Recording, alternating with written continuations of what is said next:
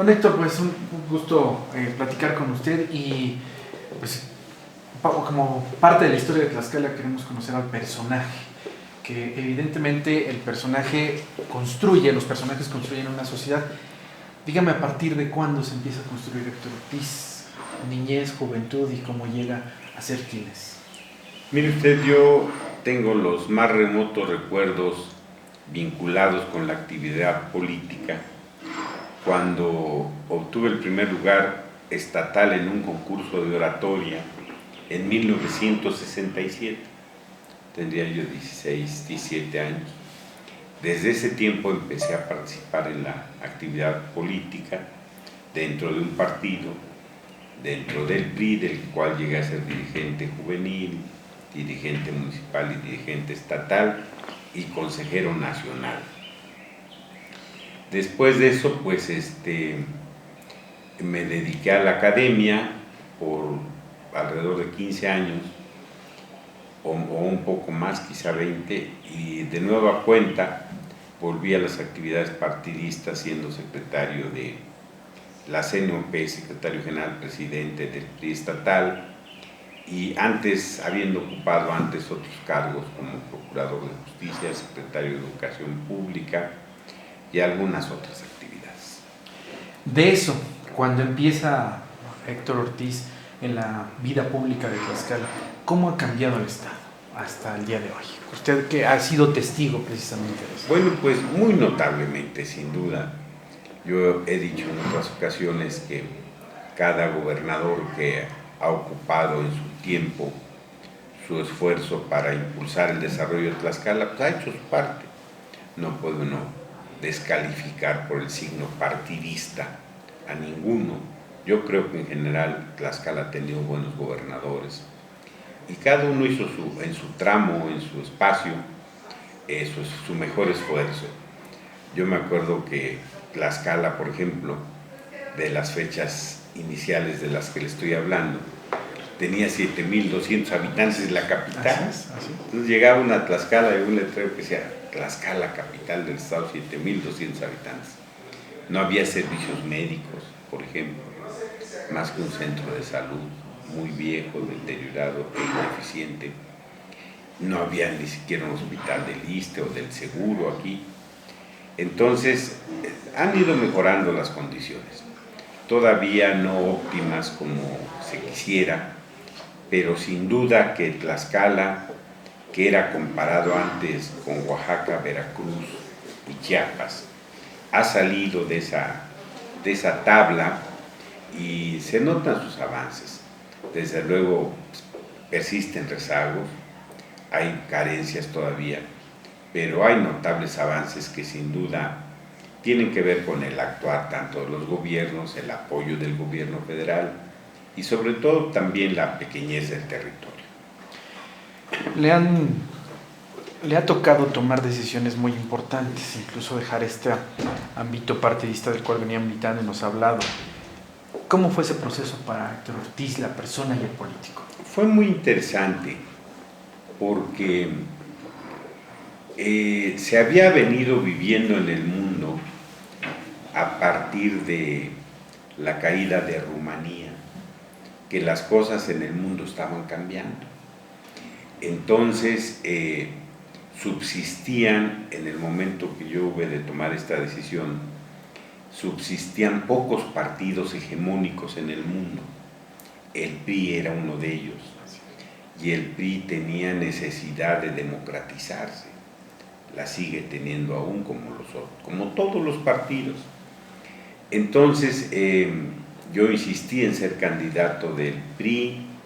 Lamentablemente, mediante un viejo truco, me querían sacar de la jugada y eso me obligó a tomar la decisión de no convalidar esa actividad de quienes dirigían en ese momento al PRI y obtener el respaldo de partidos como Acción Nacional y otros partidos, otro nacional y otros dos locales, que me apoyaron para poder conseguir la gubernatura del estado en una elección muy competida. El PRI en ese momento pues tenía mucho mayor fuerza, a pesar de que Alfonso Sánchez Anaya se había ido del PRI, se había llevado un gran segmento del PRI, todavía tiene una fuerza considerable. Claro, cuando nosotros emigramos del PRI también se notó una ausencia de militantes en el PRI, fue cayendo hasta 60,000 votos que llegó a tener una elección. Cuando llega, hablemos de una anécdota que usted recuerde que pues haya complicado a Héctor Ortiz la toma de decisiones, porque finalmente el gobernar es eso, tomar decisiones para bienestar de la ciudadanía. Sí. Yo creo que las decisiones que más me ocuparon como gobernador fue procurar, primero, tener suficiencia de recursos. Me dejaron un pequeño déficit que logramos subsanar muy pronto e incrementamos el presupuesto de 6,500 a más de 13 millones, de 5,500, 6,000 que teníamos, a más de 13,000 millones en que dejamos el presupuesto. Me preocupaba eso, por supuesto, que si uno no logra la cooperación de la ciudadanía y el apoyo de recursos extraordinarios, no puedo hacer nada. Esa era una de mis preocupaciones, pero otra de igual importancia o mayor era procurar que Tlaxcala fuera un estado seguro. Nos precedía una historia de secuestros en el estado y entonces usamos mano dura para lograr esa meta y afortunadamente en todo el periodo que me tocó ejercer el cargo logramos que Tlaxcala tuviera márgenes de seguridad muy altos. Recuerdo que en 2 ocasiones tuvimos incursiones de células de zetas. Afortunadamente actuamos muy rápido y logramos aniquilarlas en su principio y los mandamos hasta Puente Grande a recluirse. Entonces se logró ese propósito que en los actuales momentos miro con pena que se den tantos casos de personas que aparecen tiradas en el río o victimadas y mutiladas. Es muy lamentable. Yo no sé si el crimen organizado ya tenga una presencia aquí y si esa presencia la solape la autoridad o no, pero la sociedad lo resiente, se percibe el incremento de la inseguridad. En ese aspecto, en la seguridad, me quedó algo pendiente. Usted habla ya de estos resultados, pero vuelvo a lo mismo. Tlaxcala se vino transformando y aparecen estas células de las cuales nos habla. Me imagino que ustedes, como gente de gobierno, pues no me imagino, tienen toda la información. ¿Le quedó algo pendiente? Fíjese que no. Sin embargo, en este tema nunca hay 2 condiciones. Nunca hay que bajar la guardia para empezar y jamás entrar en connivencia con los criminales. Porque si uno afloja el pulso, baja la guardia o de algún modo le entra al juego con los criminales, pues obviamente lo maniatan a quien gobierna. ¿Cómo puede tomar decisiones duras si está participando de la acción delincuencial? Entonces, son 2 condiciones sine qua non que hay que tener en cuenta sobre ese tema de la inseguridad. Como se dice en el lenguaje común y vulgar que usan los delincuentes, el que le entra, y si no se aguanta, lo ejecutan. Entonces, lo mejor con el crimen es no entrarle nunca. Tlaxcala, cuando usted estuvo como gobernador, ¿en qué sector, en qué momento, en qué esfera es cuando pasa la historia dentro de su administración? Bueno, yo diría que todos tratamos de ponderar nuestro trabajo. Creo que no habrá gobernante que no lo haga o no lo haya hecho, pero atendimos nosotros el tema de la infraestructura con bastante interés y logramos mejorar varias carreteras que eran carreteras de 2 carriles, se lograron hacer de 4, el libramiento de la ciudad de Tlaxcala, en Apizaco durante nuestra gestión también se hizo el libramiento de Apizaco. En fin, algunas obras importantes que le dieron mayor comunicación al Estado También en cuanto al tema de agua potable logramos casi resolver el problema. Había una comunidad que recuerdo, Javier Mina de Ciclatepe, en donde tuvimos que hacer una excavación de 15 kilómetros para hacerles llegar el agua potable. Tenían muchos años sin agua potable. Y la gobernabilidad merece un análisis interesante. Tuvimos tranquilidad social, ni un solo presidente municipal fue defenestrado en ese tiempo, y había respeto por la autoridad y lo logramos con concertación política, con diálogo. Jamás tuvimos necesidad de usar la fuerza antes que el diálogo. Cuando va terminando el periodo de la administración de Héctor Ortiz, dicen que, por lo menos así platican algunas biografías, que quien está en el poder y ya visualiza que viene el que va a suceder, no es fácil dejar el poder. ¿Qué pasaba por la cabeza de don Héctor Ortiz? ¿Lo asimiló? ¿Cómo lo asimiló? ¿Y cómo se llega a ese momento? Mire usted, yo me había preparado mucho para el ejercicio del poder y para dejar el poder. Y qué mejor preparación que estar cerca de quienes han ejercido el poder. A mí me tocó estar muy cerca de Beatriz Paredes, que fue una muy buena gobernadora, pero también muy cerca de otros gobernadores que le precedieron. Entonces, soy un gran observador de las actitudes políticas de los seres humanos y por tanto tuve oportunidad de aprender en cabeza ajena y lo apliqué en mi caso. Yo creo que el desempeño de un cargo es mera circunstancia y es absolutamente temporal. Uno no puede cambiar radicalmente su personalidad, su actitud, por razón del cargo, porque el cargo finalmente es como un traje prestado que hay que quitarse a los 6 años y seguir siendo uno mismo. Entonces yo no sufrí dejar de ser gobernador, ni siquiera por lo que se comenta, que yo nunca lo he asumido así, por los ataques de quien me sucedió. Yo jamás he acusado recibo de ellos, generalmente no los he contestado. Me he dedicado a defenderme jurídicamente de algunas situaciones, pero no me he sentido agraviado, mucho menos ofendido. Yo no miro las decisiones del gobierno como cosas personales, sino que entiendo que son razones políticas que atienden un objetivo. Obviamente la pretensión de la actual administración era tratar de borrar lo bueno que se había hecho en la anterior, ¿no?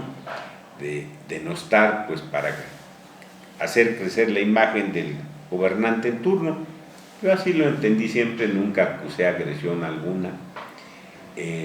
Yo creo que cuando no se trata de asuntos políticos sino personales, las agresiones van al ámbito personal y familiar.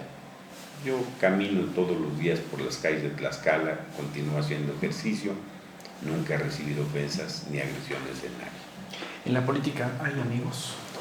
Bueno, todos los amigos en la política se cuentan con los dedos de una mano. Entonces, y sobran. Pero se hacen amigos políticos circunstanciales. Más bien son amigos de los cargos. Don Héctor, ¿qué le queda pendiente en este momento en el que lo veo? Ya se lo comentaba antes de iniciar formalmente la entrevista. Lo veo pleno, satisfecho, tranquilo, pero ¿qué sigue para Héctor Ortiz? Mire usted, yo creo que algo contra lo que uno no puede ir es en contra del tiempo y en contra de la edad. Las personas tenemos ciclos. Yo estimo que mi ciclo como político activo en el Estado pues llegó a su cúspide cuando asumí la gubernatura del Estado. Yo nunca pretendí ni me promoví para eso, para ser una figura nacional. Nunca aspiré a ser secretario de Estado, mucho menos presidente de la República. Eso estaba demasiado lejos de cualquier imaginación siquiera.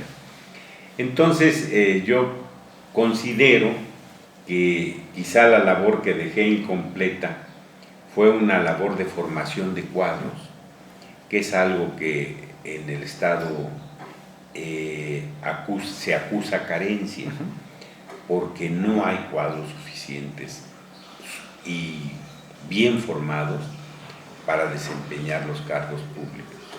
Entonces se improvisan personas en el camino y eso es muy lamentable porque los resultados a veces son desastrosos. ¿Qué se debe hacer entonces para formar esos cuadros?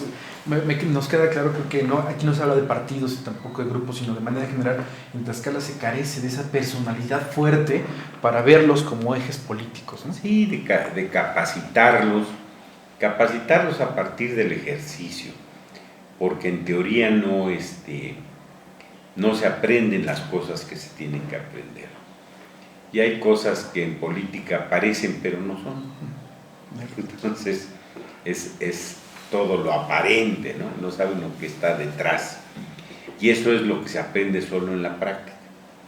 Solo en el ejercicio del poder se aprenden esas cuestiones que nunca se escriben en los libros, que no se explican en los cursos. Entonces sería muy importante que la clase política actual y quienes ya ejercimos cargos públicos directamente, pues tuviéramos oportunidad de dedicarnos a formar cuadros nuevos, a tratar de impulsar carreras de jóvenes valiosos. Hay talento en Tlaxcala, pero ese talento tiene que desarrollarse, sobre todo talento político, que tiene la gran diferencia con las ciencias exactas, de que en política 2 más 2 no siempre son 4. En matemáticas, sin duda, en aritmética, claro, pero en política las cosas no son lo que son, sino a veces lo que aparentan. Es más bien el interés personal, individual, que el interés político o el interés ciudadano. Eso es lo que le está afectando a Tlaxcala y cómo configurar un Tlaxcala, por lo menos el que nuestros abuelos, nuestros padres nos decían y el que muchos están añorando. Sí. Mire usted, lamentablemente nos precede una historia en esa materia terrible. No sé si alguno de los políticos nacionales actualmente vigentes decían que la corrupción es parte de nuestra cultura. Yo diría que eso es muy lamentable. Sin embargo, entiendo que es un fenómeno verdaderamente complejo de resolver. Yo no creo que el tema de la corrupción se arregle emitiendo más leyes, sino es un proceso largo y solamente se puede construir a través de la educación. Hay que empezar a retomar el asunto de los valores en las escuelas e impulsar una nueva cultura, y creo que ese es el camino. Es un camino largo, pero no se resuelve con las leyes. Y luego pues quedan casos evidentes de impunidad que lo único que hacen es alentar a la corrupción. O sea, es muy lamentable que desde presidentes municipales, diputados, gobernador, presidente de la República, estén pensando desde que asumen el cargo cuánto van a acumular de riqueza personal. Yo quiero decirle que yo nunca ambicioné hacerme a través del poder un hombre rico. Vivo en la misma casa que vivía yo desde antes de ser gobernador. Esta casa ustedes la conocieron como una casa de campaña que usé, que es de mi propiedad, que la tengo desde hace más de 30 años. Entonces es muy lamentable que los políticos vean la oportunidad del desempeño de un cargo antes de la misión que tienen que cumplir como una posibilidad para enriquecerse. Yo fui el único gobernador antes de que existiera esto que anda muy de moda, lo de las 3x3. Yo publiqué lo que tenía en el Sol de Tlaxcala desde antes de iniciar mi campaña. Puse en el periódico con mayor circulación mi declaración de bienes. Entonces nadie me siguió, ningún otro candidato lo hizo en el país, y luego fui el único presidente, el primero, no sé si últimamente hay otros casos, pero fui el primer presidente municipal que subió al internet sus cuentas públicas. Entonces yo tenía la esperanza que alguien me siguiera, pero no, nadie tuvo esa terrible ocurrencia. Finalmente, don Héctor, Tlaxcala entonces es una realidad u utopía en el hecho de este crecimiento, de ir a los primeros lugares. ¿Cómo se vislumbra Tlaxcala? ¿Como una realidad, como un sueño? Bueno, ha mejorado materialmente su circunstancia. Usted ya no mira en lo general, estoy diciendo, no en lo particular. Todavía hay aquí a 3 pasos. Hay todavía casas que tienen techos de lámina o pisos de tierra. No se ha abatido la pobreza todavía, pero coexiste. Como los campesinos nuestros están cerca de centros grandes de población como la Ciudad de México, Puebla y otros, entonces además de ser campesinos, tener una fracción muy pequeña de tierra, pues hacen otra actividad, ¿no? Son albañiles, artesanos, en fin, y complementan su ingreso de esa manera. Entonces algunos otros se van a trabajar a Canadá o Estados Unidos, mandan recursos para sus familiares, van construyendo sus casitas con mucho decoro, y usted verá en algunas comunidades casas bastante bien diseñadas y bien construidas en comparación con las casas muy humildes de techos de cartón y de pisos de tierra que todavía subsisten. Olvidé comentar algunas cuestiones que se hicieron polémicas al inicio de esta administración, como fue el tema de la Plaza del Bicentenario y la central de abasto, así como el Puerto Seco, que eran obras, lo son, obras importantes, y que ojalá el gobernador o la gobernadora que siga rescaten. La Plaza del Bicentenario estaba a 10% de concluirse cuando terminamos la administración. Entonces tomamos la decisión de entregarle en comodato a la universidad, porque la universidad podría obtener recursos para terminar. Serían 20 millones los que faltaban para concluirse. Están los elevadores, están las estructuras mecánicas para mover las escenografías, están las butacas, 10% solamente faltaba. Lamentablemente, el haber tomado la decisión de entregarle en comodato el teatro y los anexos a la universidad, supongo molestó al actual gobernador, paró la obra, impidió la continuación, la sometió a un litigio, y pues ahí está deteriorándose esta obra que casi estaba terminada. Sería muy importante que el gobernador que siga la rescate, porque es un bien que se construyó con el patrimonio de los recursos públicos del pueblo. Entonces esa es una cuestión pendiente, y si no lo hiciera el próximo gobernador, espero proveer una iniciativa desde el Congreso para que a través de la sociedad civil la podamos concluir. Y luego el otro tema también pendiente fue el de la central de abasto, que lógicamente tampoco le gustó al gobernador. Ya se había iniciado la construcción, la suspendió y se metió en un litigio que no ha concluido y que quizá el gobierno del estado pierda. Y finalmente el tema del puerto interior, que era una decisión estratégica muy importante para generar miles de empleos en la zona poniente del estado, donde se compraron prácticamente todas las tierras necesarias para esa obra. El presidente Peña Nieto la incluyó entre sus compromisos, es uno de los compromisos pendientes de su gobierno, y ojalá al gobernador que llegue le dé tiempo reasumir ese compromiso del presidente Peña Nieto e impulse esta obra que va a generar mucho empleo no fue un capricho, fue una decisión estratégica que se eslabonaba con el gran corredor de bienes y servicios de México hacia los Estados Unidos. Muy bien. Pues muchas Doctor, pues le agradecemos mucho la plática. De verdad lo felicito y reconozco su trabajo. Y pues nuevamente FM Centro quiere reconocerle a usted como a los actores que han marcado la historia de este estado. Muchas gracias. ¿Cuántos años cumple FM Centro? 35. 35, pues es en el proceso histórico de los pueblos la subsistencia de 35 años en la preferencia del público es muy importante. Yo también quiero felicitarlo a usted y a todos los que colaboran en ese medio, porque son un punto de referencia de la ciudadanía que invoca siempre alguna noticia de la que se ha enterado a través de FM Centro. Mis felicitaciones a todos ustedes y muchas gracias por la entrevista. Muchas gracias. Esperanza. Es que salió contestando como...